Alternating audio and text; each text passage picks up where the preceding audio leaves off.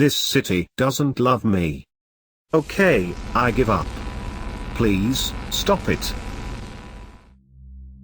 Be sure to subscribe to my channel.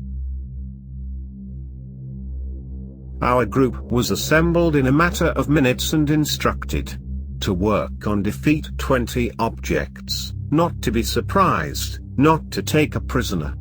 Upon completion, do not disclose. The Olympics 80 was approaching, and the rapid response teams were regularly completing tasks. It was one of them. After a short briefing, many questions remained. We will land on the secret scientific base of a certain research institute where something went wrong according to plan. It is not known how the objects are armed, but it is known that they are very dangerous because they are not human. A military board landed us in the middle of the taiga, next to a one-story building. We took a position. The alleged opponent did not show himself, and we didn't know how he could show himself. We approached the building and entered through a broken window. The windows were all exposed. The doors are safe and sound, and some are still locked. Inside, all the equipment is shattered. In one of the rooms, the savagely dismembered remains of 2 scientists were discovered. From the ceiling, where the broken light bulb hung on a wire, hung intricately connected guts, like villains dancing with them, and then threw them on the lamp, sweeping the wire over them. One of us, from what he saw, was bad. I still do not have the right to disclose the names of participants in the operation, even though the guys deserve to be known. I will conditionally call him Second. We dragged the Second into the corridor, waited for him to bounce back, and began to walk around the perimeter of the building.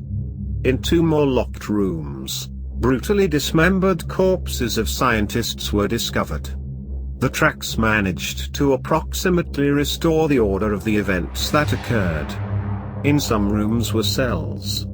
Apparently, it contained experimental material. It is not known how, but the prisoners managed to get out of control. Instead of hiding in the taiga, they staged an exemplary execution. They broke into the rooms through the windows and took out all the hatred in people. To leave on the trail of the destroyers was late in time. It was already getting dark. We decided to start the search in the morning, but for now, we were setting up a camp in the attic of the laboratory. Found a ladder and climbed there. Putting the guard at both dormer windows, we prepared for the night. As soon as the forest plunged into the twilight of the night, a hoarse howl, as much as a wolf, as much as a man's, rang out very near. From the depths of the forest, the same voices answered him, but I did not have time to count them. The Second again showed weakness.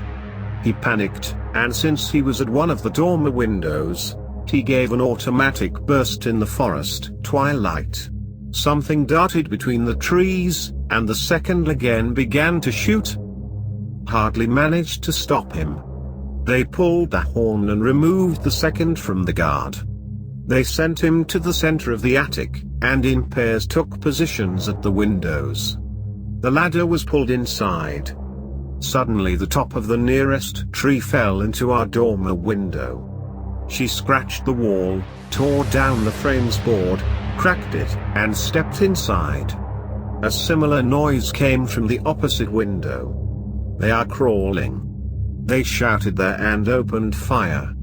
We also saw how deft creatures climbed along the trunk to the window. Now a terrible fanged face appeared in front of me. I shot. Following the fallen cannibal was the Second. The attack of Shaggy Bison in our window ended only after my partner and I killed 5. The guys at the other window were scared too. "You've never seen this before," they said, trying to push the trunk of a tree thrown inwards into the attic. Unknown creatures, and acrimoniously. We shot down 3. "Shoot single," I advised. "I think they will climb again." I was wrong. The creatures abandoned the assault but howled in hoarse voices. Pushed into the windows of the trees, we managed to push out and throw. Barely dawn, we climbed from the shelter. I went first. Before I could get to the ground, a short line burst out of the window, and a wounded creature screamed next to me. For the first time, I saw him in the light. It moved on its hind legs, occasionally leaning on its front, which was, rather, hands. I threw the machine up and slapped him in the back. The creature fell on its face, and then a hoarse howl came from the bushes. I shot by ear. Useless. Very quickly, they learned to hide behind the trunks or snuggle to the ground. Terribly smart. There were no corpses of those whom we shot at night. Later it turned out that they eat them. After a couple of seconds, the whole group was downstairs. We took the dead creature to get a good look at it. It was a cross between a man and a wolf. Shaggy, toothy, big-headed. It was something creepy, with pointy ears over a clever muzzle. We made a mistake.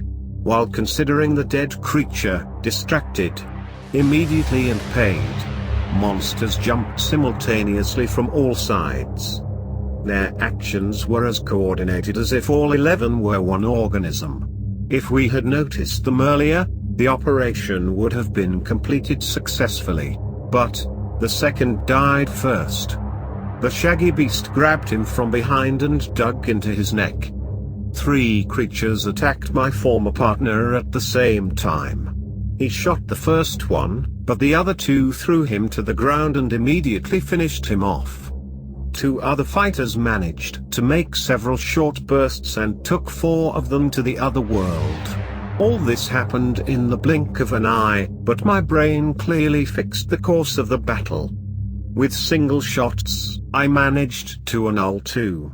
The third one grabbed his teeth into his left shoulder at the very moment when the bayonet fastened to the machine gun ripped his belly open. It's amazing how they were distributed in order to have more attackers for stronger opponents. Did you agree in advance? Smells gut? While I was finishing the monster, the 3 survivors switched to me. Kicking off the foot of the slain, I threw up the machine gun. Kalash jumped chaotically and ashamed, did not send bullets sighting. 2 creatures caught their own. The only beast that remained from the attackers clutched at the same wounded shoulder and knocked me down. I saw the gaze of his yellow and human eyes in front of me. I smelled foul of the toothy maw, and I prepared to die. Suddenly, the beast recoiled and ran away. Not believing in salvation, I looked sideways. In the middle of the battlefield stood a hefty bear. Having met his eyes with me, he said almost clearly, "Wolf, I do not like." That was already very bad. I decided it was time for the deathbed hallucinations. But the bear, as I understood later, was just the 20th unit of objects destined for destruction. Apparently, he, too, was the fruit of genetic experiments. But, unlike the rest of the creatures, he did not live in a cage. Probably, he had a lot of freedom and could leave the tiger. Otherwise, why didn't he save the scientists when they were crushed and nibbled by wolfmen? Wicked, wicked, the bear repeated, dragging me into the middle of the helipad. And then, barely hearing the distant chirp of the engine, turned and went into the tiger. Servicemen flew in. They picked up the bodies of my comrades, calculated the corpses of dead animals, took me away. When the noise around Dolly the lamb broke out in the press, in my understanding the circumstances of that long-time expedition grew together. Obviously, not only in aviation, space, and the nuclear industry, but also in genetics. We were far ahead of the European world, but it was all classified as secret. Even our limited group should not have known what the scientists were involved in. What terrifying results they were able to achieve. Attempts to get hybrids of people with animals are prophetically reflected in many works. Brilliant foresight consisted of warning about the futility of such attempts, but did people really care about predictions? I had to cross with similar experiments, and who knows if similar experiments are being conducted now.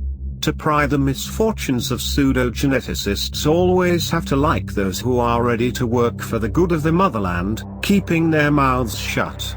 I kept him there, despite the fact that the country was falling apart. Even the archives have long disappeared in a landfill.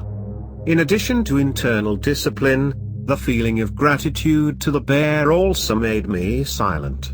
After all, but he saved my life, even though he himself was a victim of a genetic experiment.